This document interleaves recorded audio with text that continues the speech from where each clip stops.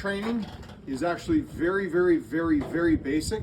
It's just not going to be easy for some of you guys. Some of you guys, I'm going to challenge or change the way that you do some things. It's the last day of the quals, so you probably have already heard what we're doing. I'm going to give you a new grip. Okay? You probably didn't sign up for quals hoping that you'd get a new grip. So I'm going to tell you a story to hopefully open your mind. So I saw this instructor online doing this grip, Scott Gritlinski, and I was very intrigued at what it was, at how he was performing and what was going on, and I wanted to try and replicate it. And I kept trying to replicate it on my own, and I couldn't do it. So DJ and I went to his class in California in February for the sole purpose of learning this grip. After the first full day, my response to this grip was, whatever, okay? I went there with as open of a mind as you can possibly have, and I tried it, and it didn't blow my skirt up until day 2. On day 2, that's when the penny dropped. That's when it made sense for me, okay? So I'm gonna teach this new grip. I want you to have an open mind. If you don't like the way it feels, I don't care. I only care if it makes you faster or makes you more accurate. Those are the only 2 metrics that make any difference to me, all right? Before I even talk about the grip though, I want to talk about a couple other things from the ground up. So let's talk about stance. So back in the day, this weaver, this awkward foot position with a twist where I'm getting my side panels exposed, my flank exposed, my target. I'm doing an aggressive push and I'm doing a pull on the gun. And that was what we were taught for a long time, way back when. That's kind of gone away. What we've moved to is more of an isosceles stance, which was my toes are even. I have a bend and a dropping of my center of balance down, stick my butt out, and I'm pushing my arm straight forward. If you were to cut me in half, I would look the same on both sides of the body. Okay, that is still a viable stance, but it's not the stance that I really want to talk about and teach, because I don't believe that that stance affords us the opportunity to be aggressive moving forward or moving backwards. And I think that this stance is better suited for lateral movement. And so if you were to look around and see who's doing this stance, you're going to see a lot of high-level competitive shooters doing this, because I am equally ready to go left as I am right in this stance. What we've been talking about and teaching for the last couple of years is having an athletic stance. That's taking my gun side foot and either putting it into my mid-step or to my heel, and then going a little wider than shoulder width apart. Okay? As I'm watching on the qual, most of you guys are already doing that. Okay, so that's not really an issue. But what I still see every now and again is people doing this and opening their hips up the other direction. Okay, so I still want my hips squared. I want your upper body to be neutral, which is straight up or slightly positive. I don't want to see any negative. I don't want to see you bending backwards. Okay, so that's that stance. Pretty simple. You guys are all on board with that. It's not a big deal. Now let's talk about your arms. When I'm shooting my gun, if I lock out my arms, I'm doing a couple things.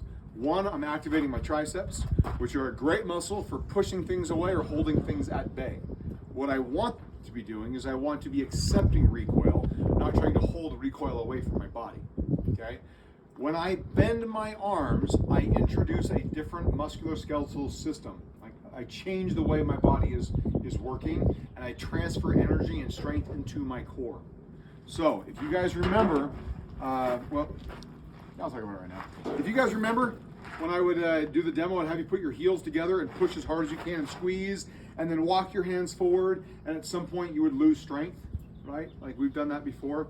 It's the same concept. I'm going to add something new to it. So fall stuff coming up here. So here's what I want you to do. So face me. You are going to take your hands and you're going to smash my hand in between. Okay? Now, yeah, you're going to squeeze nice and tight. Do not let me pull my hand out. Okay? All right. So I'm pulling his body. Okay, as I'm doing this. Now do the same thing, but lock your arms straight out. Lock them out. Don't let me pull my hand out. Okay? So he doesn't have the strength. We already knew that. But let's try something different. Go ahead and give me an air gun and lock your arms out. Don't let me push you down. Now I want you to bend your arms. Don't let me push you down. Do you feel your core working? Yeah. Okay. When we bend our arms, we are encouraging our body, we're basically directing our body to use our core to stabilize ourselves, to give us strength. And so if you are shooting with your arms locked, you're taking away that ability of your body to mitigate and accept and manage recoil. The other thing that you're doing is as soon as I lock my arms out, watch the muzzle. My muzzle dips. So how do I rectify that? Either I break my wrist or I hinge at my shoulders. Okay, either way, I'm adding a movement that I don't need to add. So, back to the training that we went to in February. DJ kept getting called out for having his shoulders up while he was shooting. And I thought, what's the big deal? He's got his shoulders up, he's a good shooter, it shouldn't really matter. It did matter. It mattered as the instructor started talking about our skeletal systems, our musculature systems, and how they work together. And also, he did this demo. So here's what I want you to do. So I want you to give me your air gun with your arms bent. Okay? I want you to take your shoulders and put them up in your ears. Don't let me push you down. Now, drop your shoulders. Don't let me push you down. Okay? Same force for me, completely different reaction for you. As far as where he's able to hold. You guys are all going to feel this in a second. Okay? So you guys are going to get to experience that. By having my arms bent and my shoulders down, I am much better equipped to manage recoil. So think about not a bodybuilder, but a power lifter. Walking up to a bar, they're going to do deadlifts. Do they walk up and round their shoulders before they pick it up, or do they drop them down? Why do they drop them down? Because they don't want to get hurt. So every time I have a big guy in the class that I know does powerlifting, I ask him, why don't you do this? Well, I don't want to get hurt. Exactly. You're stronger with your shoulders down. Okay? So we're going to give everybody this kind of a demo. We're going to add something else into it. Okay? So everybody does everybody agree after that demo that you are stronger and better able to manage recoil with your shoulders down and your arms bent? It should be pretty obvious. When we are doing this grip and you lock out your arms or you raise your shoulders, we're going to tell you, hey, relax your shoulders. Hey, relax your shoulders. And we're going to do it multiple times because you're just going to keep creeping up. Because you've got years of bad habits or years of never thinking about it. I got to be honest, when I taught this to the instructors, I thought this was just like something I'm going to breeze right through. Half my instructors were shooting with their shoulders pegged. You know, like touching their ear pro. Soja even said that he uses ear muscles as a reference point. He would bring his shoulders up to touch his ear pro. Okay, so a lot of instructors struggle with it, and it was a long day trying to get them to relax their shoulders. So I expect the same of you guys. That's, for some of you, it's very simple, but it's going to be very difficult for you to accomplish that. So do your best. Okay. Now let's talk about the grip. Before I talk about the new grip, let me talk about the older grip again one more time. Gun pivots about like so. As the slide reciprocates, I have a pivot point where the gun is going to rock up. That's my muzzle rise, that's my recoil. So where do I have the most mechanical leverage to stop that from happening? Right here. But shooting with my hand like this is not really feasible. So the second place that I can actually stop this from happening is where? Right here. Yep, front of the grip. So the old grip style that I taught was I wanted a hardcore C-clamp pressure with all of that like squeeze from the bottom of the hand to stop that from being able to rock forward and kick up. Okay? Then I was taking the support hand and I was pointing my thumb at the target so that I would get a nice strong straight line, and I was putting that thumb on the frame of the gun, and then I was pretending I was holding a horseshoe and I was trying to straighten the horseshoe. So I was torquing the gun. I was putting a lot of pressure on it. Now, that is the grip I taught. As I'm looking at you guys on the qual, some of you guys are attempting that grip, but you're not doing it right. Because that grip requires a lot of moving parts and it requires you to think about it. It is still a very viable grip. So if at the end of the day, if you're like, I like that grip better because of performance, not because of the way you feel, great, by all means do it. I want you to try the new grip all day today. That's what I'm gonna ask you for, is just give me the day to try the new grip, okay? Let me also point something out with my old grip. Look at the gap that I've created in my hands, behind the back strap of the gun, okay? This is the thenar of your hand, thenar of your thumb. I am not doing a very good job of closing those together. When I do this grip, I have this large gap. I knew it, I accepted it, I just moved on with it, okay? The new grip is like a different form of martial arts. So this was karate, now let's learn Taekwondo, okay? Still the basic premises are the same, punching and kicking, but there's a whole different methodology. And I'm gonna explain the methodology because I want you to know how to fix yourself in the future. Gun still recoils the exact same way. What I want to do under this method is I want to trap the bore and minimize my bore axis as much as possible. So the bore axis is this, the middle of the barrel to the top of my hand. So if I were to pull the trigger like this, can we all agree that that gun's gonna move a lot more than if I were to pull it like this? Sure, okay? I've done a better job of trapping or minimizing the bore axis. So here's what I wanna do. Here's the new grip. I'm still gonna hold the gun all the way up with my support, with my dominant hand. I am no longer gonna be trying to focus on C-clamping with all of my might. I'm gonna basically do a firm handshake. I'm gonna be a little more relaxed. But my dominant thumb is gonna do absolutely nothing. You're gonna point your dominant thumb straight up in the air. If you use your dominant thumb on this grip, you're gonna screw things up. So mentally cut it off, don't use it. Then what we're gonna do in order to build the grip is we're gonna start with a couple of reference points. So I'm gonna use my proximal flange joint. My proximal flange joint right here, this knuckle, and my metacarpal flange joint. I'm going to marry those together. So big spoon and little spoon. This is where I'm gonna be, right here in front of my body. I'm not gonna try and build the grip here, I'm just gonna have a reference point of contact. Then as I push the gun forward, I'm gonna roll these fingers down. And I am going to, as I roll these fingers down, that is going to elevate my support thumb. What I'm still gonna try and do is put all the pressure I can down here, but I'm gonna do that with my support hand. Your support hand should be doing the vast, vast majority of your recoil management. So again, I'm starting this position. I'm gonna roll my fingers down, I'm gonna elevate my thumb. Now look where my thumb ends up. My thumb ends up on top of the slide, okay? It's all the way up here. And if you look at my hand, for example, this knuckle is in line with the barrel, okay? It's in line. So I have not only trapped the bore axis side to side, I've now trapped it from above. And when I do this, look at the thenars. Look at the connection I have now. I have way more connection behind the gun, okay? So we are going to put lines on your hands to indicate where we want to be. Now, these lines will morph and change. Just like I said that you're going to use your this joint here on this knuckle, you may move over to this one. You may need to find a different reference point. But the theory is I want to trap the bore axis behind, on the sides, and above. So in this grip here, I am trapping it behind, way better than I ever was, way less gap. Side to side, yep, still all of that pressure clamping side to side. And now I've actually got meat above. Now I told you that if you screw this grip up, it's most likely gonna be your dominant thumb. If I am here and I start pulling the trigger and squeezing and my dominant thumb presses down, look what happened to the meat. I've moved my thenar off of the slide and I've put it down onto the frame.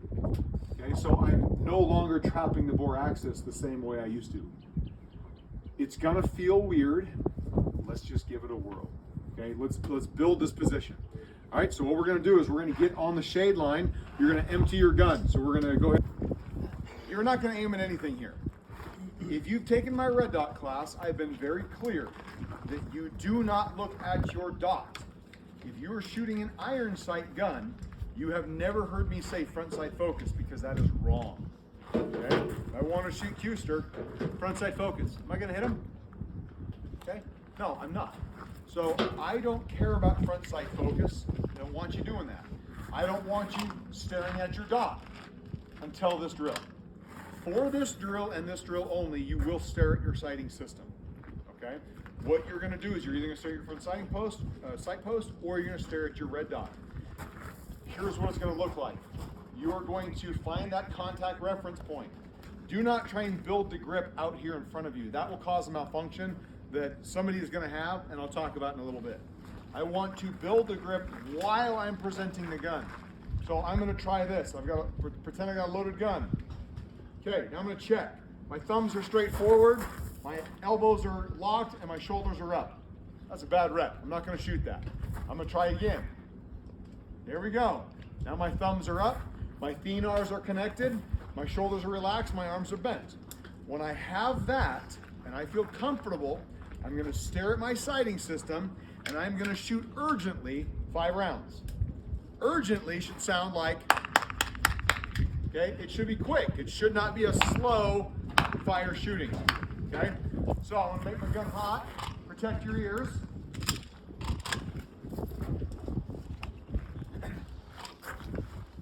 Dominant hand, nice and firm, thumb straight up. Contact reference point. I'm going to present the gun, rotate my fingers down, land my thumb up. Now, for those of you with a red dot, some of you I told this, some of you I didn't. My thumb is trying to touch the front of my body, my optic body. Okay, that is my goal, is to be that high. Okay, your goal should be to be as high as you can and to find whatever reference works for you. So here I go. I'm gonna, yep, I feel pretty good about that. I'm gonna stare at my dot. I'm aiming above the steel. Okay, you're not gonna look at your hits. You're gonna stare at your dot, and I'm gonna shoot urgently 5 shots. Now, as soon as I'm done, I'm gonna look at my grip again. Did my hand move? Did my thumbs go forward? Some of you guys will have your lines connected and you'll shoot, and your lines might still be connected because of where we drew them, but you're no longer doing the grip. So after every rep, I want you to check your thumbs, check your thenars, check your shoulders, check your elbows. What I want you to know after you do that is, what did your sighting system do? So my sight went straight up, down, straight up, down, straight up, down, straight up, down. It never left the window. It didn't even get to the top of the window. It stayed middle to like top 2/3. If your dot leaves the window, I want you to try and rectify that by applying more pressure with that support hand. I can't tell you how many people have come up here and said, oh, I watched my front sight or my dot go straight up, down, straight up, barely left and down, over, up to the left and down, up to the left and down. So what happened was, is as they were shooting, it was moving. That thumb on their dominant hand is the culprit. Because as they were shooting, bang, bang, bang, bang, bang, this thumb was pressing down. And as they pressed that down, they removed the thenar from the slide.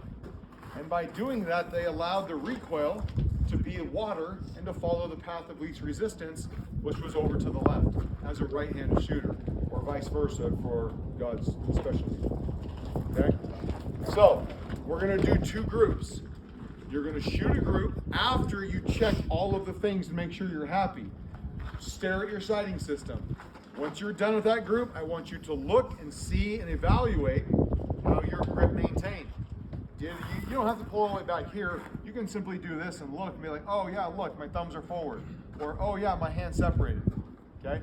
Then we're gonna do a second group, and I want you to work on trying to get your sighting system to have a complete vertical tracking. No lateral side-to-side movement. Okay? All right, guys. As we were shooting that, did you guys feel the slide reciprocating against your support thumb? No? Because I kept pushing this stuff down. Okay. So you weren't doing the grip right. Okay, that's fine. Who actually felt it reciprocating? Did it hurt you? Did it cause a malfunction? No, it just felt weird because it's never done it before. So Yeah. it's like you kind of want to pull your thumb away from it. And a lot of people were doing exactly that. They were pulling their thumb away. Okay?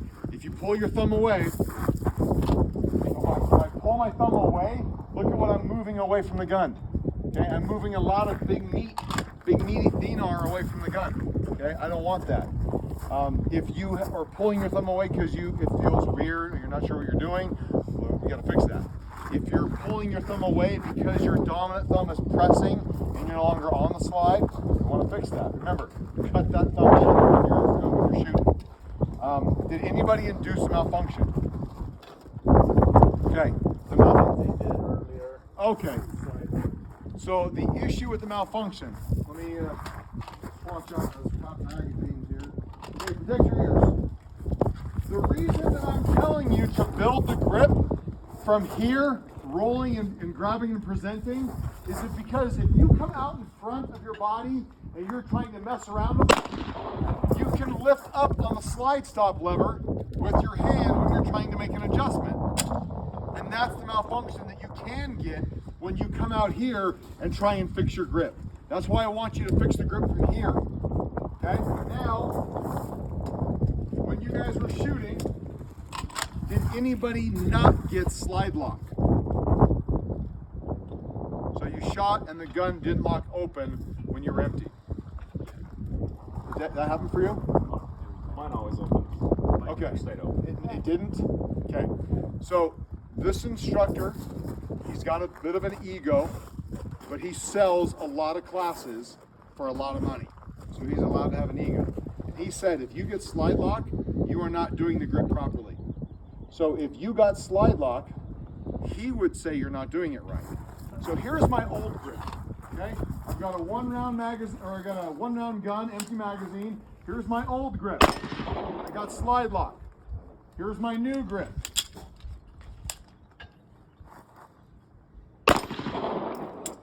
I'm not getting slide lock.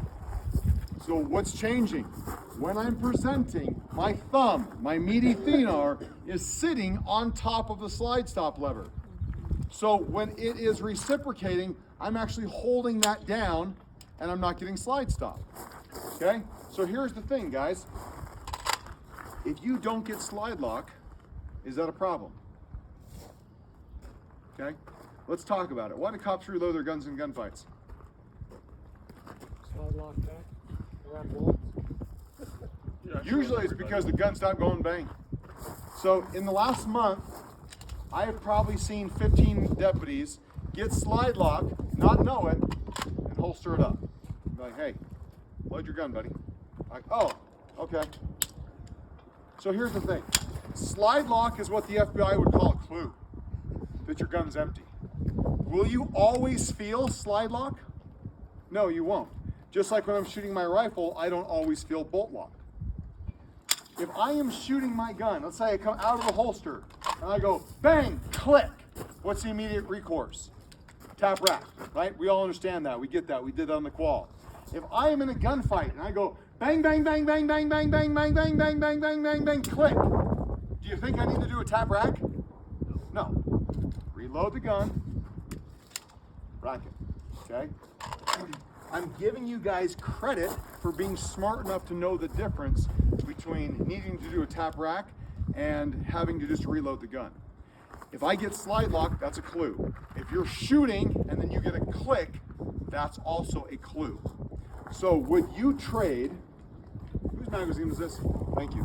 Would you trade this recoil for slide lock or this recoil for no slide lock?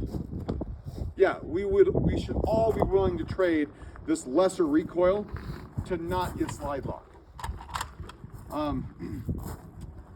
Who was able to get their dot or the front sight to completely track straight up and down? A couple times. Okay. Who feels like this grip is giving them more recoil management than their previous grip? Or who feels like their old grip was doing better? Who feels like this one's doing better? Just raise your hands. Okay. Who feels like the old grip was doing better? Okay. So then I got a lot of guys that didn't want to vote. Jury's out. Okay. Jury's out, yeah. So who's not sure? Who thinks it's like it's sixes right now? They can't tell the difference. Okay, I got a couple of you guys. Here's what we're gonna do. We're gonna reload. We're gonna come back up and we're gonna do it again. But you are going to shoot your old grip, and then immediately the new grip. And let's see what kind of what we observe, how we observe the behavior of the dot moving. Okay. So go get topped up. Last year during the training, I saw some people in some groups doing some really weird stuff. And so I addressed this with certain people in certain groups. So you may have heard some of this last year, but after I saw it, I decided, okay, we got to just spend some time with it this year. So first off, before I get too deep into this, you guys have all heard me say that this, let me see your hands, is a very viable position to be in. Okay, retention defeated, grip on the gun, holding it while I'm giving somebody commands. That's a viable position to be in, right? Now, if I am trying to talk down, and I don't want him to spin up, is grabbing my gun or putting my hand here going to have a good effect or a negative effect? It's going to have a negative effect, okay? On the qual, I see some of you guys like hovering over your handgun like this, like, oh my gosh, the qual, there's not enough time. Yes, there is. Also, should you have to practice hovering here? No, because if you can hover here, you can just stand like this. Like if someone's not listening to you, you can stand like this, hold the gun, and give them issue them challenges and commands. So here's what I want you to think about. I want you to think about trying to de-escalate somebody, and maybe it's not going super well. And so Tad's my potential issue, and I'm trying to talk him down. And if I do this, it's going to spin him up. So I'm just going to do that. Okay. What did it look like for you? You have any clue what I did? No. I took my pinky and I just indexed on my holster and my gun. Okay. That index point right there allows me to know exactly where my gun and my hand are relative to one another. So that's what I want to practice, because I can talk to somebody like this and it doesn't look overtly threatening.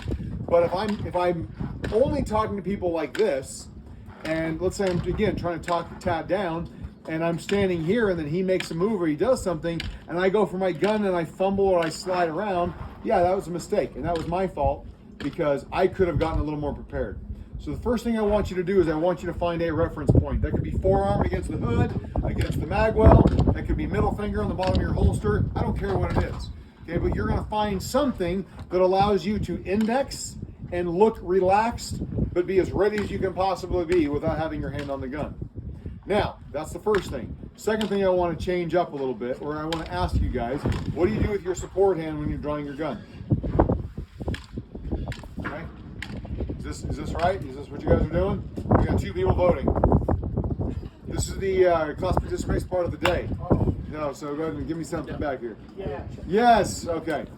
Why is it you're putting your hand up here? For my 2 guys who are participating, why are you putting your hand up here? Great. Those red-shirted dickheads at Post taught you to do this, right? What was the reason they told you to do that? Okay. Why was your finger straight out? You were doing that. Why was your finger straight out? So you can meet the gun. Okay. Here's my issue. If my goal is to get my support hand on the gun, am I actually going to do this? I never do. I'm not. So what am I going to do? So if I move my hand here and draw the gun, I am going to, in space out here somewhere, attach my support hand to my gun for the last 5-6 inches of my drawstroke. So did I really? It's bigger than you think. Okay. Did I really get that much? Did I gain that much of an advantage? No. What if I took my hand and brought it over towards my gun, past my midline? That would give me more of an opportunity to make that connection as I'm presenting my gun. Now, if I have my fingers forward, what's going to happen when I come over past my midline and I roll my gun up? You're going to muzzle yourself. So stop putting your fingers forward. I want to point my finger straight down. Okay? When I move to the gun and bring the gun up like this, did I flag myself? Not at all. Now, when I want to connect to the gun, I'm going to do this. What did I just create? What did I just do? I created the same reference point that we've been practicing for the last hour and a half. Okay, so that's going to be better for me. Now, but before I even get to that, I want to talk about this. I want to add another thing to your draw stroke. I want you to realize that everything is a trampoline. Everything bounces if you push hard enough. Okay? If I push down on my gun and holster and then I let go, what happened to my holster and gun? It pops up. Okay? It moves up. If you want to bounce a basketball, you push it down and it bounces up. So when I'm standing here, I don't want to come over and just try and barely get the gun out. I want to be violent. I want to be pushing the gun down and allowing it to rebound and bounce back up. Okay? So here's position 1. So we're going to do this on cadence. You're going to find your relaxed position, your reference point, and we're going to go 1, bounce. My hand is over, my fingers are down. I have bounced the gun up, but it's still in the holster. It's out of retention. 2, I'm going to rotate my gun forward, and I'm going to lift my fingers, and I'm going to find that reference point that I just got done practicing. Now, for some people, so you guys know Merc, big dude, right? Big, strong dude. He was trying to do this over here right on top of his holster, and his lats completely seized up this morning. Okay? I'm sure he was doing like 500-pound weighted pull downs, but here's the thing, is I don't need you to be here. I need you to be where you're comfortable, where it makes sense for you. For me to bring my support hand over here, look what my shoulder has to do. I don't want to draw my gun and move my shoulders that far. So what I want it to be is here and then here. So this is where I'm comfortable in front of my body. But look at the orientation of my muzzle. It's not down, it's not up. It's straight forward. And I make this contact. Now, this is 2. On 3, I'm going to do exactly what we were doing all morning or earlier today. I'm going to present the gun and build my grip, but I want to add something else to it. I want you to change speeds. So 2 and 3. Why am I slowing down the last part of 3? Anybody? Bueller? Anybody? What am I doing at the last part of my presentation? What should I be doing? Looking at your target. I should be perfecting my sight picture. Okay? With irons or the red dot, that's what I should be doing the last part. I want you to think of your gun like a dog. I want you to think of your arm like a leash. If I just go 100% all the way out, what happens when the dog hits the end of the leash that was tied to the pole? The dog's going to tip, or he's going to get yanked sideways. For you, that's going to look like this. Your shoulders coming up, your elbows locking. So what I'm asking you to do is give me an 80-20 draw stroke. Okay, 80-20. That means, so here's 0, 10, 20, 30, 40, 50, 70, 80. About right here, I'm going to change my speed and I'm going to smooth it out. Okay, so here it is really slow. This is full speed. I'm slowing down the last little 20%. 20% isn't an always number, but if you want to have a great 99.1 or 95.5, you got to perfect the 80-20. Okay, so we're going to do this dry right up here on the shade. So go ahead and stand up here. Good side. All right, I'm going to ask my, well, let's see, watch this. Okay, I'm going to add something new to your draw stroke so I can edit this shit. All right, come over here if you can't hear me. I'm going to add something to your draw stroke, and it's going to be this. I'm going to talk to the search and rescue dude first, though, because he drives a big truck with a big trailer. How fast can you drive that trailer down the freeway? Safely? Yes. 80. 80, okay. What is the mechanism? Are you pushing the trailer or are you pulling the trailer? Pull it. All right, so can you push that trailer at half that speed safely? Could you reverse that trailer at 40 miles an hour? Don't know. No, absolutely not. It's gonna be all over the place. So here's my question. How are you guys getting your gun from here to up here? What are you doing? What's the mechanism? Pushing. What happens when I push something that has like a funky steering? It gets all wobbly and crazy. When I'm going fast and I'm trying to push, I have an easy propensity to lock my arm, lift my shoulder, and my poor dog on the end of the leash does a little whiplash. So what happens if instead I pull? If I pull the gun onto target, I am less likely to overextend my arm. I'm pulling fast, but I'm ending with a bend. My shoulder's not coming up. Think about the trailer again, or think about your little your radio flyer wagon. You pull it down the street, it was nice and straight. You push it, and it could get squirrely. So what I want to add is I want you to be pulling the gun onto target. Now, let's talk about this. 1, bounce. 2, connect. Am I ready to pull from here? I've got nothing holding onto the gun. So I'm gonna have to push to start it, but as soon as I have my grip, I'm pulling for the final phase of this draw stroke. Okay, the last 20, it's even more than 20. So we were doing 80-20 for changing speed, but I would say like 65-35 or 70-30 is about where you have your support hand on the gun and you can really take over pulling the gun up onto target. Okay, so we're gonna do this again on cadence, and I want you to focus on pulling the gun up once you have your support hand grip built. Okay, all right. Come over here if you can't hear me. I'm gonna add something to your draw stroke, and it's gonna be this. I'm gonna talk to the search and rescue dude first, though, because he drives a big truck with a big trailer. How fast can you drive that trailer down the freeway? Safely? Yes.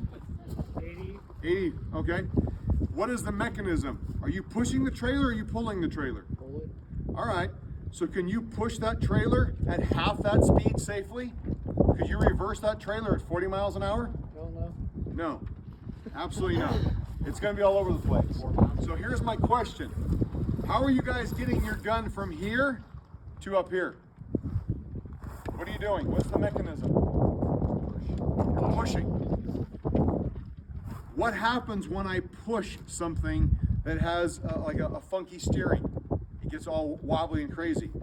When I'm going fast and I'm trying to push, I have an easy propensity to lock my arm, lift my shoulder, and my poor dog on the end of the leash does a little whiplash. So what happens if instead I pull? If I pull the gun onto target, I am less likely to overextend my arm. I'm pulling fast, but I'm ending with a bend. My shoulder's not coming up. Think about the trailer again, or think about your little your radio flyer wagon. You pull it down the street, it was nice and straight. You push it, and it could get squirrely. So what I want to add is I want you to be pulling the gun onto target. Now, let's talk about this. 1, bounce. 2, connect. Am I ready to pull from here? I've got nothing holding onto the gun. So I'm gonna have to push to start it, but as soon as I have my grip, I'm pulling for the final phase of this draw stroke. Okay, the last 20, it's even more than 20. So we were doing 80-20 for changing speed, but I would say like 65-35 or 70-30 is about where you have your support hand on the gun and you can really take over pulling the gun up onto target. Okay, so we're gonna do this again on cadence, and I want you to focus on pulling the gun up once you have your support hand grip built. Okay, all right, we didn't do the rest of the video up at the range. We got busy doing other things and forgot to record. So we've done this training before, which was a full slap, which was a touch, simply trying to get you to see, just touching the trigger, not taking out any of the slack, and firing. And then finally a full precision press where I take all the slack out first. So as we discussed that at the range, we practiced that, I said that there was one more thing I wanted to add into the draw stroke, and that's this, okay, that trigger prep. When is it that it is a viable and okay time to actually be prepping the trigger? Well, that's like asking how much do you bench press or how fast can you run a mile? It is personal to each individual. Now, when I'm doing a draw stroke and my bad guy happens to be standing 3 feet in front of me, nobody would disagree with me touching the trigger and taking out slack and maybe even firing from this position right here. If my bad guy is much further away, or I should just say if the target difficulty is much higher, then would I want to do my draw stroke and touch my trigger here as I'm building my pressure? As I'm building my grip and presenting the gun, would I want to be presenting or taking out slack? Well, that depends on you as the individual. As we demonstrated in class, I think that it is faster and it does make you more accurate. Okay, again, the example, let's pretend that I have a very difficult shot to take and I draw the gun and I present, and then when I'm on target, I touch the trigger and slowly take out slack in order to get a good precision press done. Well, that took me a lot longer versus I draw, I take out the slack, and the second my sights were on target, I was able to break the trigger without any slappage. I had the trigger pinned to the wall. So what we want to do on our time and practice is to practice getting a full presentation and having that trigger prepped and ready to go prior to my sights being 100% perfect on sight or on target. Now, that doesn't mean that I should be walking around with my finger touching the trigger, taking out any of the slack or anything like this as I'm searching. This simply means I should have my finger off the trigger until I make the conscious decision to fire. That's what we keep reiterating. If my bad guy is 10 yards away and he is doing a behavior that makes me realize that I need to shoot, when I draw my gun, I have made the conscious decision to fire at this time. So touching the trigger is not a violation of the rules. As I present the gun and as I build my grip and I get my finger all the way to the wall, I am now ready to shoot the second my sights get on target with no trigger creep whatsoever. Speed and accuracy, the only two things that matter. This will make you faster, and we've all seen the groupings that we do when we do a full slap, a controlled slap, and then a precision press on what happens with our group sizes. They get smaller and tighter because we're inducing less movement in the gun during that trigger press. The best thing we can do to get better is to push ourselves. So with my empty gun and at home, I do my draw strokes, and you know what? That one broke before my sights were on target. That one broke before I wanted it to. What does that mean? Well, that means I'm pushing myself, and that means that's equivalent to putting too much weight on a bar and having to call for my spotter to help me lift that weight. So I'm simply gonna take a little weight off the bar. I'm gonna go a little slower, or I'm gonna try and prep the trigger a little less. Now my sights are on target, my finger feels like it's all the way prepped. Yep, there was no trigger movement, there was no trigger creep during that trigger press. Again, to reiterate, my finger stays off the trigger, out of the trigger guard, until I have made the conscious decision to fire. It's not until I'm ready to fire. Let's go ahead and pick something that you can see. Let's go for the top left star in the flag. If I draw and wait until my sights are on the trigger, until my sights are on the target in order to touch the trigger, that's going to take me a whole lot longer than this. Both of those would have put a hole in the flag at that star. Both of those would have hit because I didn't jerk the trigger, I didn't slap the trigger, I performed that precision press.